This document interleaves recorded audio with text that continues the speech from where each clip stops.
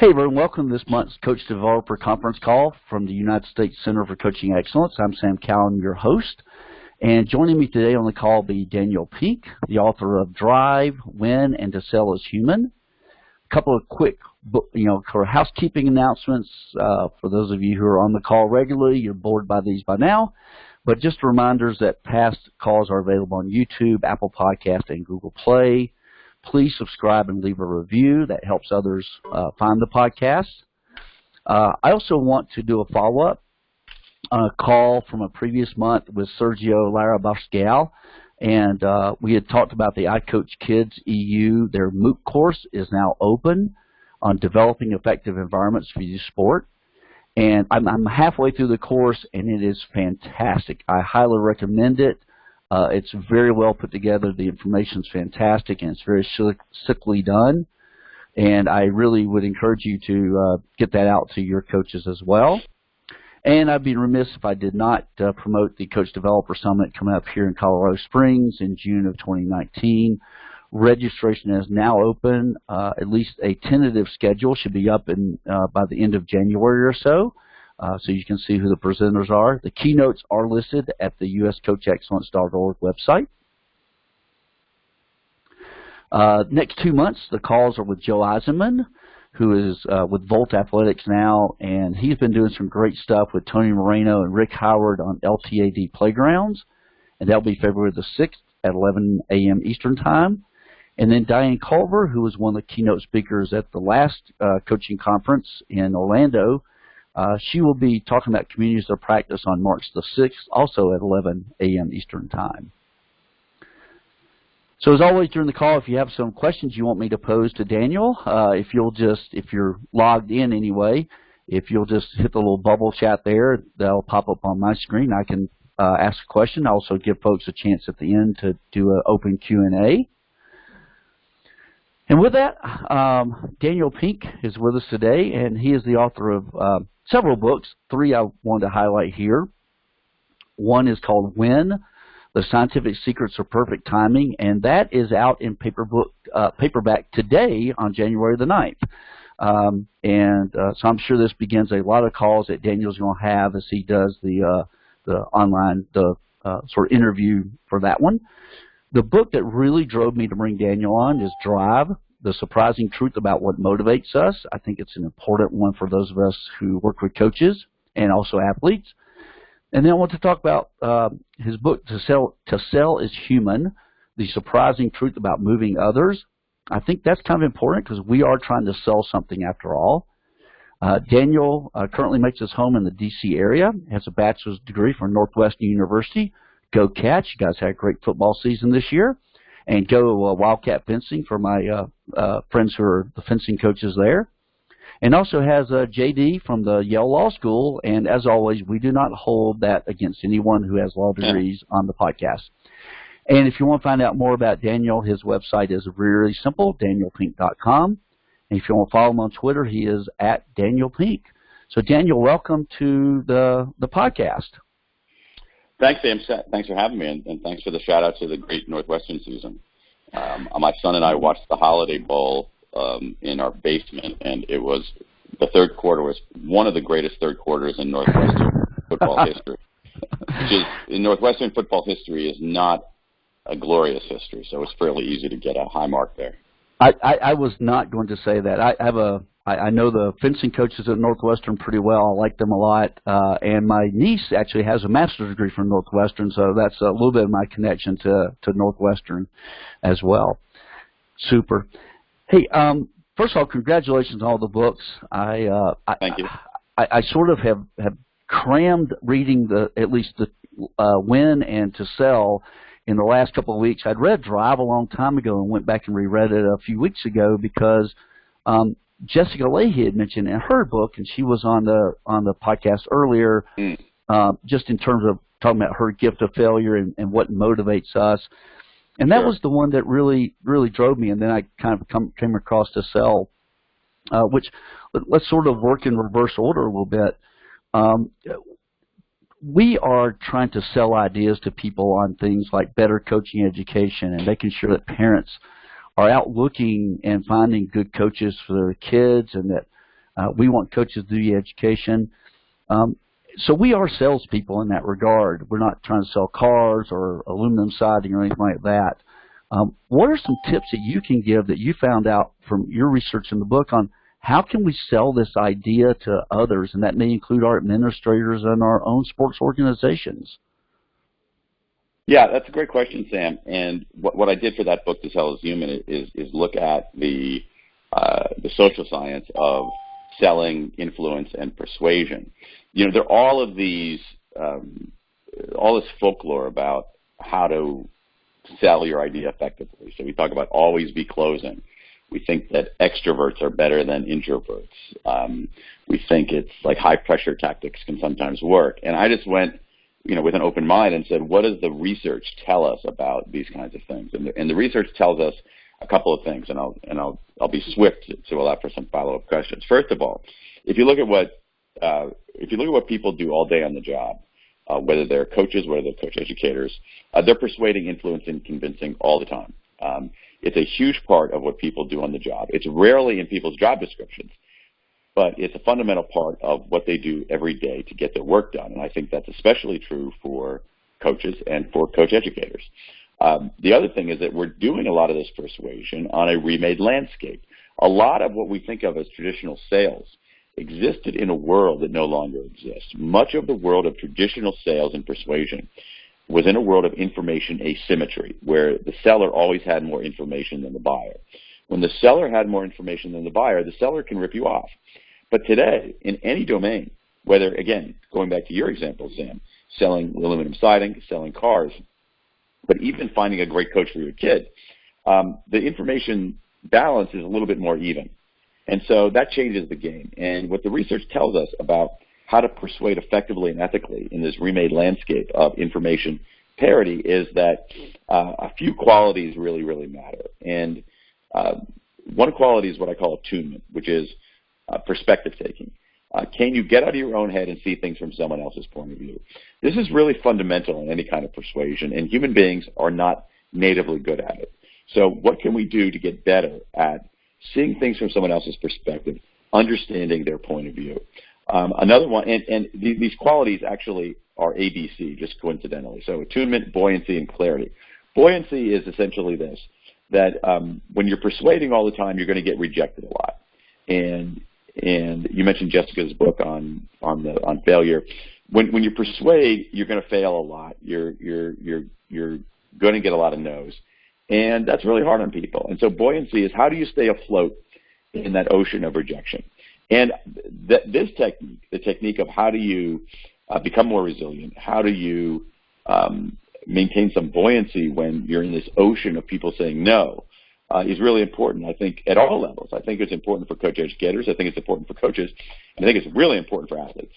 And the final aspect of it is clarity. How can you basically find the right problem to solve?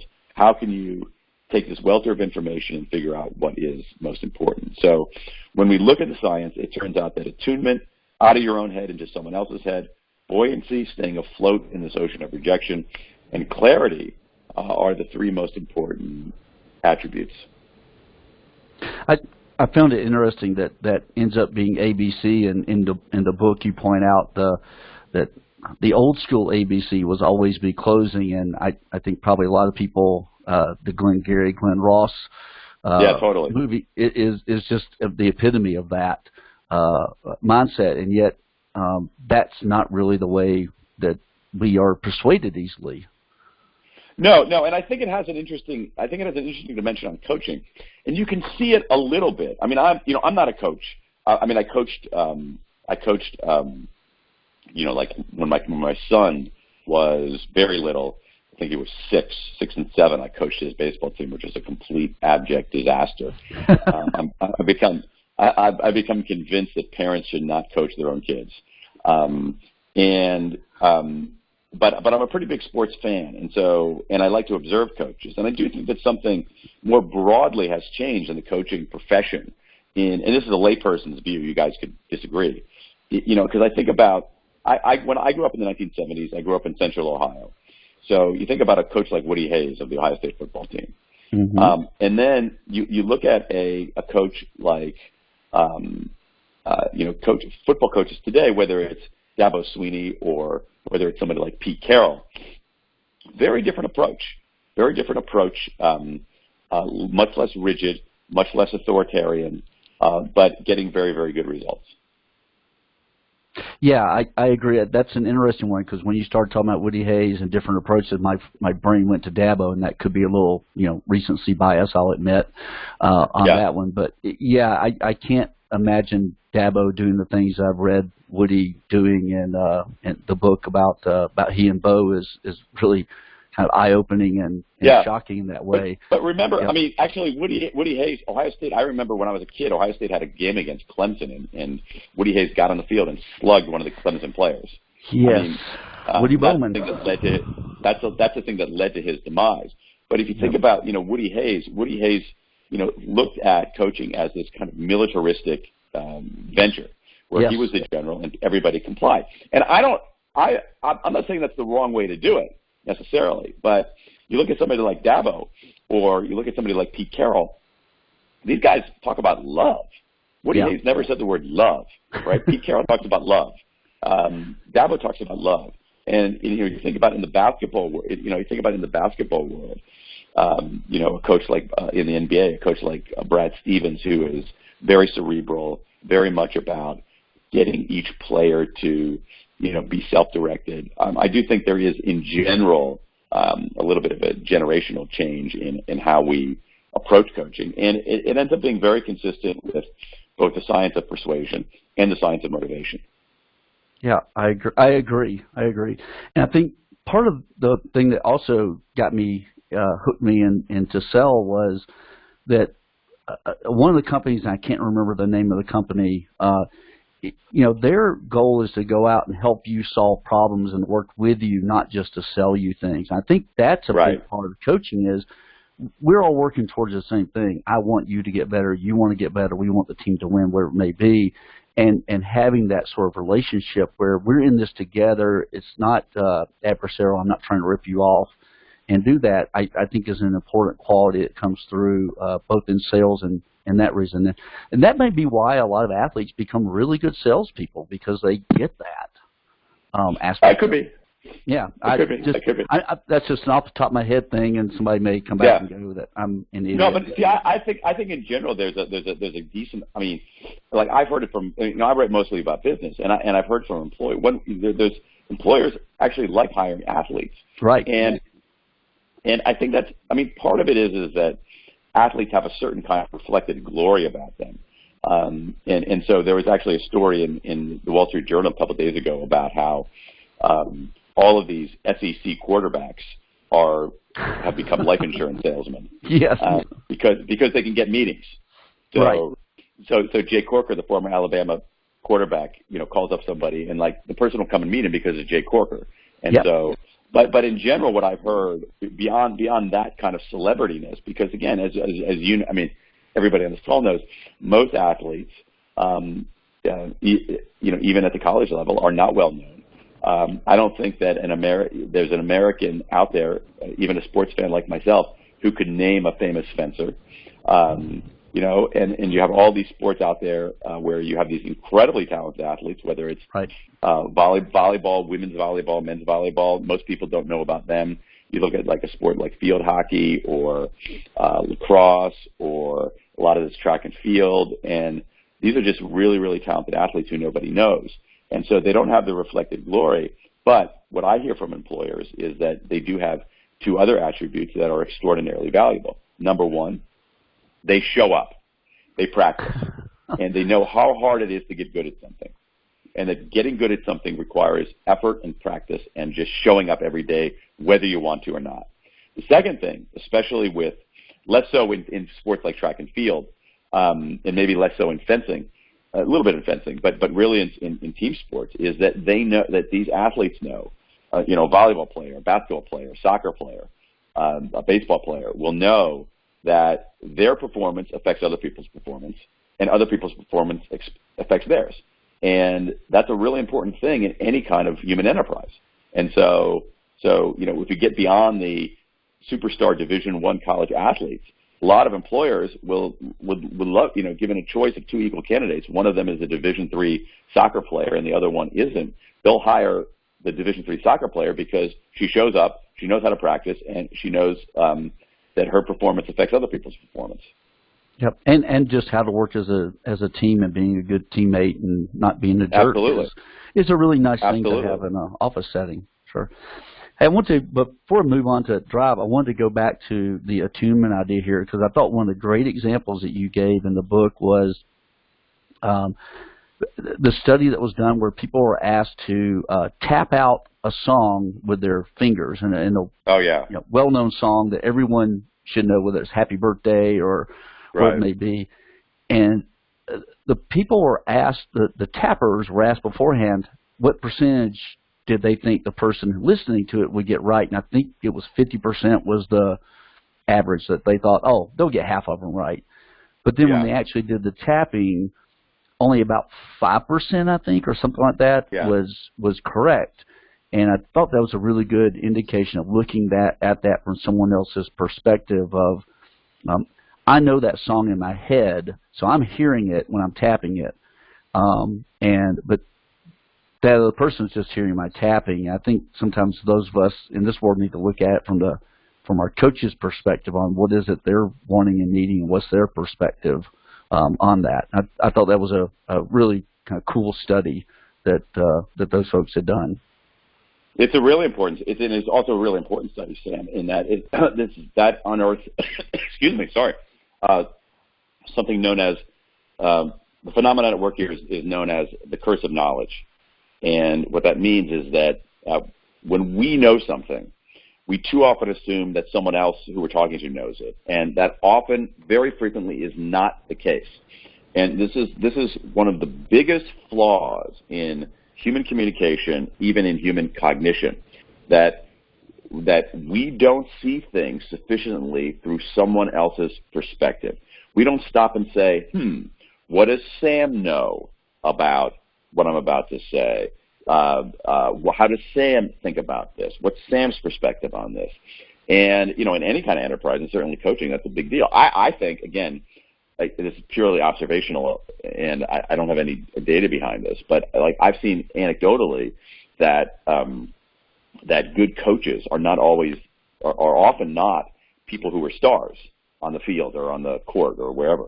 And I've always thought one reason for that is that they're less subject to this curse of knowledge. They're better able to understand what it means to not be able to hit a slider or not be able to break free of a double team or, not be the fastest person on the field. Yeah, I've had that observation too, and I know there's some examples out there that go against that. But Phil Jackson, we're of the similar generation, and so Phil Jackson probably rings a bell. He was a really good NBA player. Certainly was not a superstar. Yeah, he played in the NBA. Yeah. Yeah, he was very good. He was kind of the that sixth man role player guy who had it figured out. But then we've also had guys at Steve Kerr right now, who had certainly a really long NBA career, but I would never have put him in a superstar category. I always liked him only because he's sort of like the player I would want to be, that outside shooter guy that was, not real big. So I was drawn to him even when he was in college as a player for that reason. But yeah, there seems to be that, whereas the superstars, like you said, sometimes have trouble just understanding that. That's a lot of Larry Bird, for instance. Larry Bird was not an amazing coach. And I think it's partly because Larry Bird was so insanely talented that he's like, well, what do you mean you can't shoot a three-pointer over two defenders? No. Just shoot it, And I remember hearing a story about Magic Johnson was he would get really frustrated with his guards because they would miss guys, they wouldn't make a pass that he would have made. And the problem was those guys just didn't see it like he did. Exactly. And also probably weren't as good as he is either, because there's only a handful of people who probably were in that one. So yeah, I think there's something to that as well. And being able to look at from that perspective of understanding that that perspective of that guy who's the real grinder out there.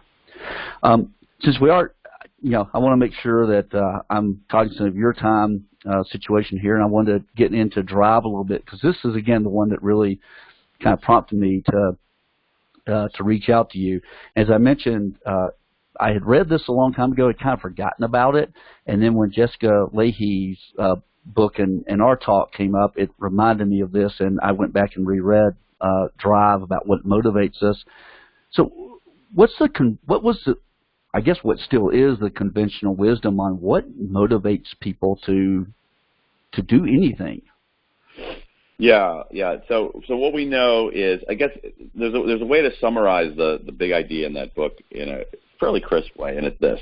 Well, first of all, human motivation is very complex, and what the problem is that we haven't taken a three-dimensional view of human motivation. So one motivation, obviously, for people doing stuff is that is biological. We eat when we're hungry, we drink when we're thirsty, and that's certainly a human motivation, but it's not the only human motivation.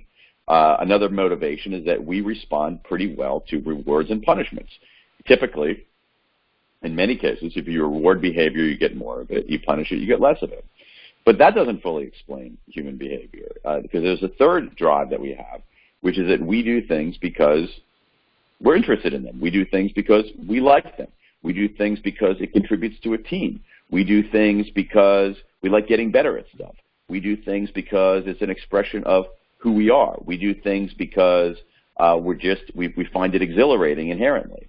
And so it's important to have that three-dimensional view of human motivation. In particular, the other thing that we know is this, that there's a certain kind of motivator we use in organizations. I call it, psychologists call it a controlling contingent motivator. That's a little clumsy for me, so I call it an if-then reward, as in if you do this, then you get that. And what 50 years of science tells us about if-then rewards is that if-then rewards are very good for simple tasks with short time horizons. They work very, very well. If people know exactly what they need to do and they can see the finish line, if-then rewards are very effective. But if-then rewards are far less effective for work that requires, or any kind of task that requires judgment, discernment, creativity, and where the outcome is long-term. The reason for that is that human beings love rewards, and so if-then rewards get us to focus very narrowly. That's good for some things, but for many things, particularly in the workplace, that super narrow short-term focus actually can inhibit performance. And so what we need to do is we need to use the right kinds of rewards for the right kinds of tasks. And I think that sports ends up being a really interesting question, because some of the things that we have athletes do are simple and short-term, but others are actually not so simple and long-term. And so if we bring this multidimensional view of our colleagues, whether our colleagues in our team, whether our colleagues are athletes, whether our team is a group of insurance adjusters, and prize things like autonomy and mastery and purpose, people will perform at a higher level. And I like the if-then. I was a psychology undergrad, and if you gave me a rat now and enough food pellets, I could get the rat to do pretty much anything. And with that, and my sister worked with adult mentally disabled folks for quite a long time, and used many of the same principles because they wanted them to do routine tasks and things like that. But then, I notice that falls apart when you start talking about things that are inherently much more complex. So I think in your book you talk about if you have a group that needs to stuff packets, for mailers and stuff, offering them a reward at the end of it works really well because it's incredibly short term. I know exactly totally. what I got. If you have that, pay them per packet. Yes. I'm going to give you 15 cents per packet. You will get a heck of a lot of packet stuff. There's no question. Yes. Yeah. But if our goal is to come up with a coaching education program that's going to revolutionize the country, one, I'm not quite sure how you piecemeal that together. But there's got to be more to it than that, as well as for our coaches and that abstract part of it. Also, talk about what happens when you start to reward people for something that they're already doing that they find just inherently enjoyable. Yeah. Well, one of the things that can happen is that you can crowd out the intrinsic motivation, and so we tend to, and here we have it the kind of the math wrong or the physics wrong a little bit. We think if we take an inherently enjoyable activity, something that people are already doing because they want to do it, and layer an if-then reward on top of it, we'll get more of the behavior. When in fact, a lot of the research shows you'll actually get less of it. Let me give you an example here. So I'm sitting in my, literally, you're talking about the recency effect. This is basically the availability effect, because I'm sitting here in my office. My office is the garage behind my house in Washington, D.C. And on the driveway is a net for hitting baseballs off of a tee. Okay, so and so my son has played a lot of baseball, and so suppose my son was out there hitting off of a tee, and hitting the ball into the net, and he was doing it because he wanted to get better, because he enjoyed that incredible feel when you hit the ball the right way and you feel that smack. All right, okay, so.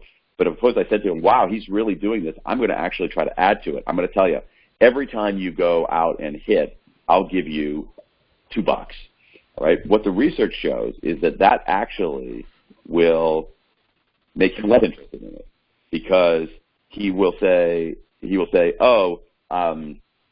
basically coming to the point where it's saying, oh, well, the reason I do this is to get some money. So he'll come out and he will maybe do shorter sessions just because he wants to get the $2. He'll come out or maybe tell me that, oh yeah, I hit 50 balls off the tee when in fact he only hit 10 off the tee. Mm-hmm. And so we think that that layering on an if-then reward on top of something gives us more of it, but in many cases it gives us less of it. Well, it's interesting you mention that, and I love how people who probably don't know one another, all talk about the same idea. And I'd had Travis Dorsch on a few episodes ago. I encourage folks to go back and listen to that interview. Travis is now a PhD at Utah State University, but he was a all-around high school athlete in, I think it was Montana. And then he went to Purdue as a punter and was a punter in the NFL for a few years. And he talked about how he did it for all those years with no pay and just loved it, loved being on the field with his teammates and stuff. And then when he started getting paid for it, he started not liking it, even though he was well compensated as an NFL punter. And he's very open about this. He talks about it on a TED Talk they did as well. It just became drudgery, and it became a job. And it kind of, I'm putting words in here, but my interpretation of that was it sucked the fun out of it. Whatever the intrinsic reward was just got gone away when he was getting paid a six-figure salary to go out and do something he had previously would have done, for free and was doing for virtually free at Purdue. And so I find that interesting, and here we hear athletes talk about a lot of they retire, and a lot of times you hear them say it's just not fun anymore. And it's hard to wrap your head around that when these guys are making millions and millions of dollars doing something that I've paid money to go do. I've paid to be in softball leagues and in other sports, but in their game, and it's hard to wrap our heads around that. But it makes sense when you look at it from this point. And I think the real takeaway is I think the real takeaway is to say that motivation is complex.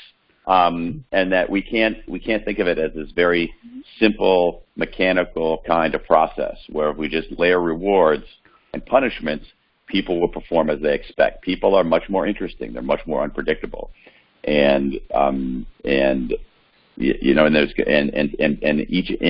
individual variation too. So good coaches know what it takes to motivate another player. But I think good coaches also, a particular player, good coaches also know.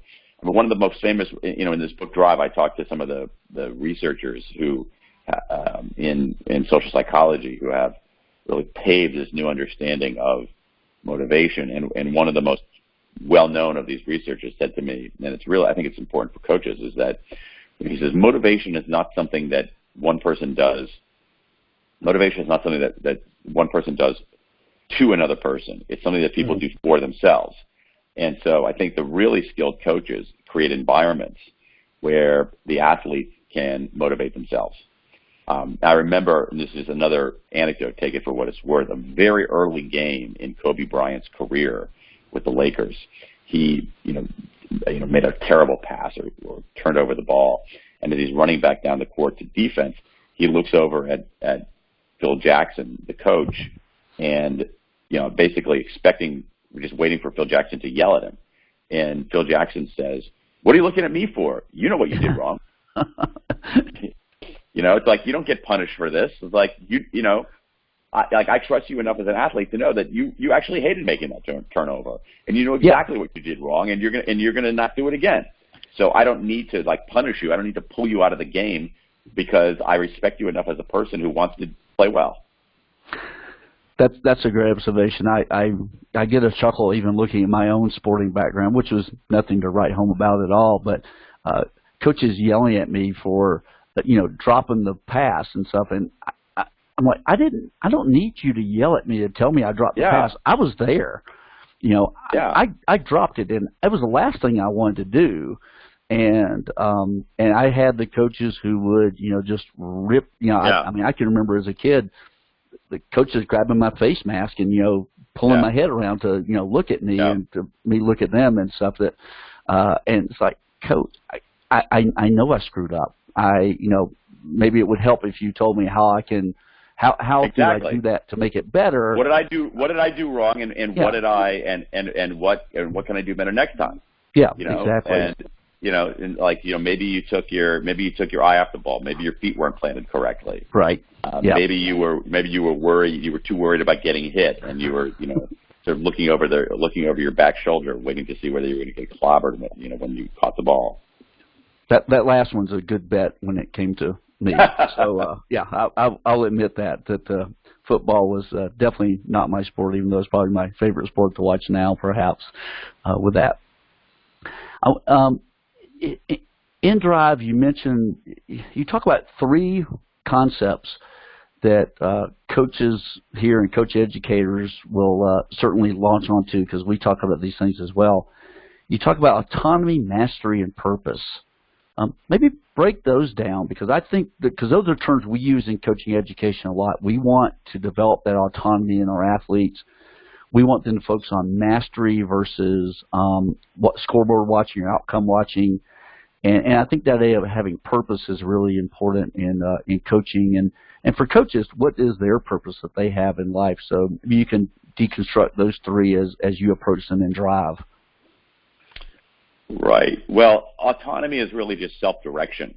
And so are you doing something because you want to do it, and and you're choosing to do it rather than being directed by somebody else? So it's a difference between self-direction and direction. And what's interesting about this, a really interesting way to think about, I think a really proper way to think about autonomy, is to think about what's the opposite of autonomy. And the opposite of autonomy is control. Control. And human beings have only two reactions to control. They comply and they defy. And we certainly don't want, in the workplace, compliant people. We want some compliance in the workplace, and we actually want some compliance on the playing field. But we don't want people to be perfectly compliant. The great athletes are not just complying with the coach. They're deeply engaged in the game. They're deeply engaged in the craft.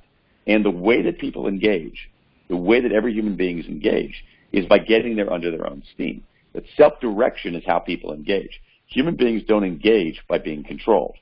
And so if you really want engagement rather than compliance, you need a large measure of self-direction. Mastery, it makes perfect sense, I think, for athletes, because mastery is the desire to get better at stuff. Mastery is the desire to get better at stuff. We like to get better at stuff because we like to get better at stuff. And that drive to improve, that drive to master your skills, that drive to take your skills to the next level is extraordinarily important human motivation. And then finally, on purpose is part of it is, do you know why you're doing something in the first place? Why are you doing something in the first place? Why, if you're running these if you're running these, like in basketball, we used to do these things.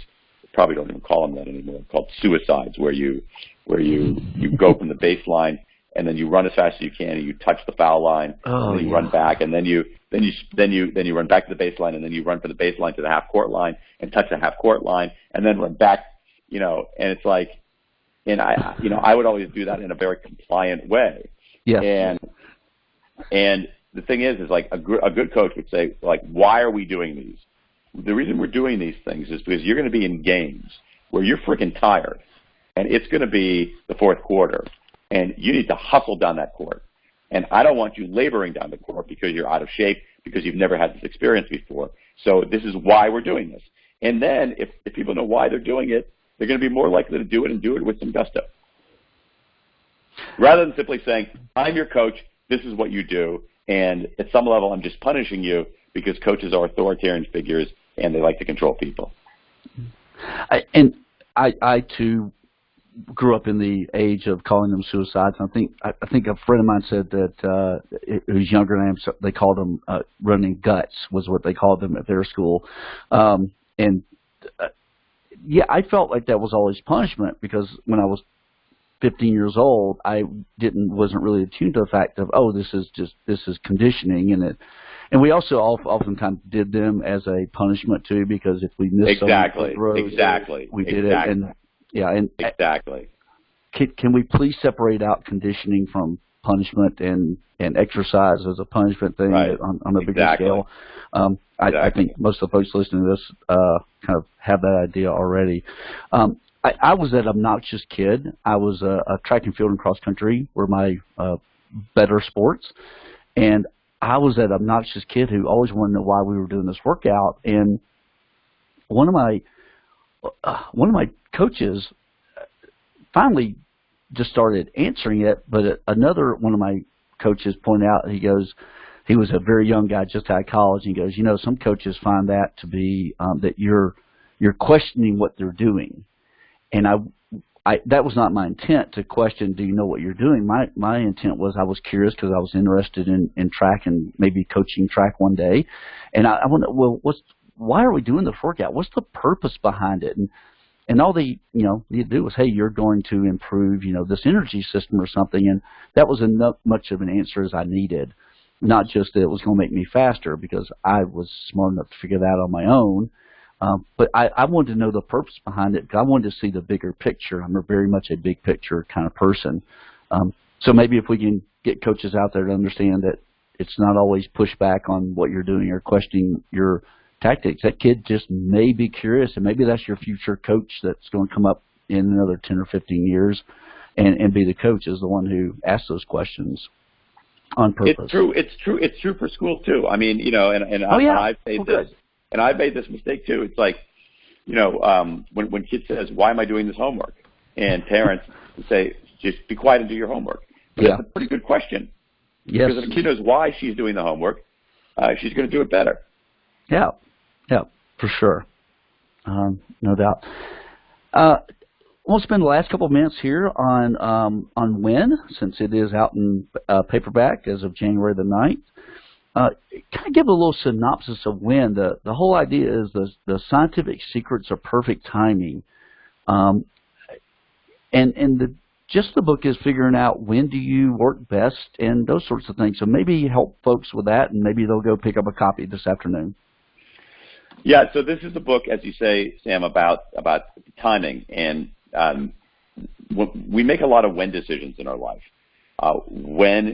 Certainly coaches make a lot of when decisions, but in our broader lives, when should you do this kind of work? When should you do that kind of work? When should you exercise? When should you start a project? When should you abandon a project that's not working? And we tend to make these decisions in a very haphazard, lazy way.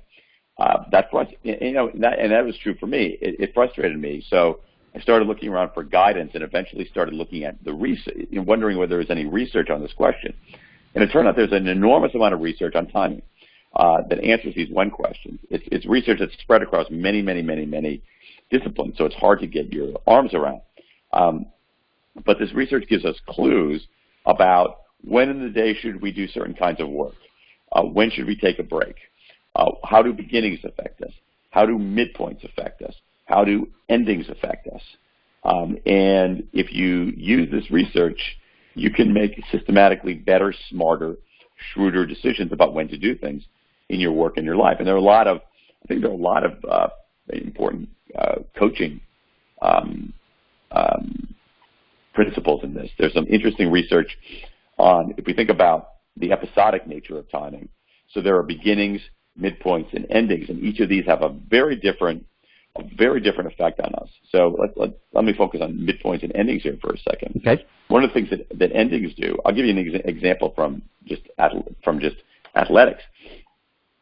The age at which people are, if you look at when people are most likely to run their first marathon, people are disproportionately likely to run their first marathon at ages 29, 39, 49, and 59. Okay? Yes. So again, our motivation to do certain things, even something as grueling as a marathon, changes over time. And so there's something about getting to the end of a decade that gets people really focused, that gets them to kick a little bit harder. The other thing we know about endings is that endings are an incredibly important part of how people encode entire experiences. And so what happens at the end of an experience has a disproportionate effect on how people evaluate and remember the entire experience. And so this is why, like for practices, I think it's important to be intentional about how a practice ends, rather than just say, okay, that's it for today, see you later. So be more intentional about how a practice ends. You also see some very interesting research on midpoints, some research out of the NBA showing that, some big data research showing, looking at to what extent in the NBA does the halftime score predict the final score. And what these researchers found was that teams that are ahead at halftime are more likely to win the game, which makes perfect sense. The game's half over, they're ahead, they have more points. But there was a weird exception to this rule, which was this. Teams that were trailing by 1 point at halftime were more likely to win than teams that were ahead by 1 point. That being behind by 1 at halftime was as advantageous as being ahead by 2. And so there's something about being slightly behind at the midpoint that really, really galvanizes people. Yeah, I found that really interesting, and kind of the explanation, for that. Does it allow that team to focus, and does the other team get a little complacent because we're ahead, even though it's 1 point is right, negligible in the scheme of it. I know I remember reading some work along those lines of how the end affects things. I think that's really a good point in terms of practices of ending practices on an upbeat note, so that absolutely kids are ready. I want to go back because that recency bias again kind of comes through in that that's the last thing they remember. And I think it's Dan Ariely writes about a study they did on using colonoscopies. And exactly. I know, yeah. It's one of these things that it's kind of a tough chapter to read, but talking about just how the doc removes the scope had a profound impact upon how the patient rated the whole colonoscopy, even though everything else was the same. It was just fascinating, and Dan's done some interesting work and studies out there. I find him to be one of the more fascinating folks and currently out there. If folks aren't familiar with him, I'd say look him up. He's got a bunch of TED Talks and things where he talks about behavioral economics, and I think there's some stuff that's very applicable to what we do in that area of you want to end on an upbeat, happy note for sure. Yeah. In fact, there's yeah. Go ahead. Well, I was just going to say, in the Olympic world, there's been data looking at gold, silver, and bronze medalists, where in the sports where like fencing or wrestling, where it's a one-on-one sport and the winner gets the gold and the loser gets the silver, but the silver medalist oftentimes is not very happy, but the bronze medalist actually is pretty happy. And some of that is because they won their last match in sports where you actually have a bronze medal match, and they won it, so they're really happy, whereas the silver medalist lost that last match, and that's their lasting memory, God, maybe for the rest of their life in some cases. And Yep. it's been interesting looking at people looking at the smiles or the facial expressions during medal ceremonies and trying to interpret some of that. Oh yeah. With it, and it's that whole thing. The ending is, colors everything that happens after that. Yeah, good. You were going to add in on that. Well, no, I just wanted to, like, the study that Dan Ariely writes about is how much pain people had at the very end of the procedure determined how they evaluated the total procedure. So a relatively mellow procedure that ended painfully would be rated worse than a very painful procedure that ended more happily. And there's a lot of stuff on this. So even in terms of how we rate people's lives. So you give people a story of somebody who spent 29 years as a complete jerk, and then in his 30th year of work, like it's a famous study of a CEO. They talk about this guy, and he says, in the first 29 years as a CEO, he was a total jerk. He mistreated people. In the 30th year as CEO, he turned over a new leaf and became a nicer guy. But then he suddenly died. And then you have someone else with the exact opposite story, where 29 years he was a great guy, and then his 30th year he was a jerk, and then he suddenly dies. And so people rate the morality of those two people essentially equal, even though one was a jerk for 29 years out of 30. And so you have that kind of bias. You also have this bias, I think it's useful for coaches, when we think about giving good news and bad news. So if you say, I've got some good news and some bad news, what do you give first? And I think there's a tendency sometimes for people to give the good news first to ease into it. But what the research shows is that most people want the bad news first and then the good news, because they prefer sequences that rise at the end rather than fall at the end. And so this aspect of the book, When, has changed how I deliver good news and bad news. I always give the bad news first now. Yeah, and I think there's some real takeaways from that for sure. And just I think for folks out there who are just looking to improve their lives, I think there's a lot of things in there about looking at, what's the best time of day for me to do things. And I think a lot of us learn that just sort of haphazardly, or maybe we kind of stumble upon it, but this gives a focus to it of, I know there are times of days where I'm not my most creative, so if I have to come up with something super creative, I don't schedule that meeting or something at 1:30 in the afternoon, which is not my most creative time of day. And so I've kind of figured that out just somewhat haphazardly and through some trial and error and marking that down. I've never done this formal of writing it down, but mentally I have checked that on myself, and so that may help us all be a little more productive in our work for sure. Yep. Well, we're getting close to the time here, and I need to go. So let me go into question and answer mode real quick to see if anybody has any questions for us. And Dan, this will probably mute you for a second, but I'll unmute you in a moment here. Okay.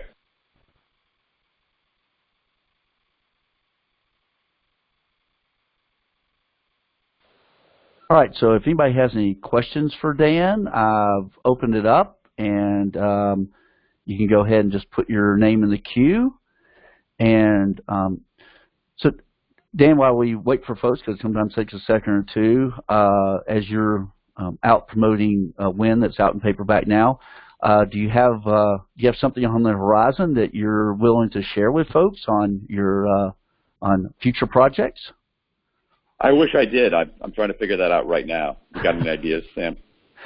I have all kinds of ideas. I'll have to put them together for you. But I want to say I really enjoyed the 3 books that you read here, and I also want to tell folks, and I'll put this in the show notes too, that Dan did a really, I think, very humorous but very pointed video for PBS a few years back about I can't remember the exact name of it. Basically, it's parents, you don't need to go to your kid's Little League baseball game.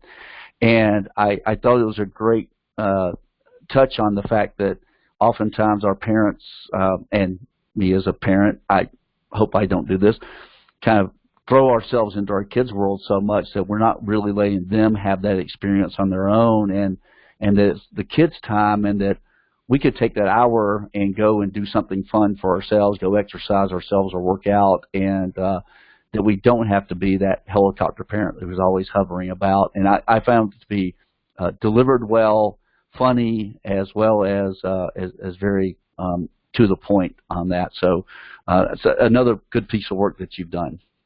Thanks a lot. Yeah. All right. Okay. Well, seeing no questions in the queue here, again, thank you, Daniel, for coming on and talking about Win, Drive, and also To Sell is Human.